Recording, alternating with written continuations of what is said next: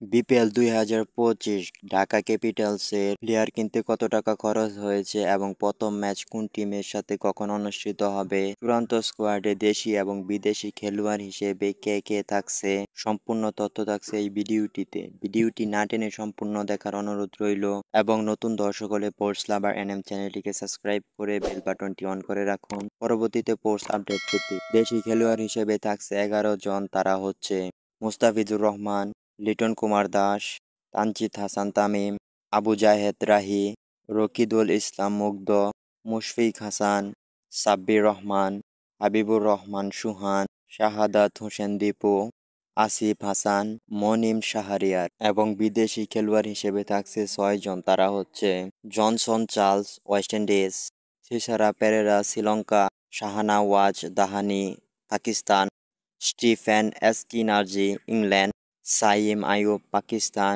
আমির হামজা আফগানিস্তান। ঢাকা ক্যাপিটালসের শুধু দেশি এবং বিদেশি প্লেয়ার কিনতে খরচ হয়েছে 2,60,00,000 টাকা এবং ঢাকা ক্যাপিটালসের প্রথম ম্যাচটি অনুষ্ঠিত হবে রংপুর রাইডার্সের সাথে 30শে ডিসেম্বর সন্ধ্যা 6টা 30 মিনিটে। তবে লিটন কুমার দাস ও মুস্তাফিজের মতো অভিজ্ঞ খেলোয়াড় আছেন এবার ঢাকা ক্যাপিটালসে এবং ক্রিকেট লাভাররা ভিডিওটি শেয়ার করে সবাইকে জানিয়ে দিন। ধন্যবাদ।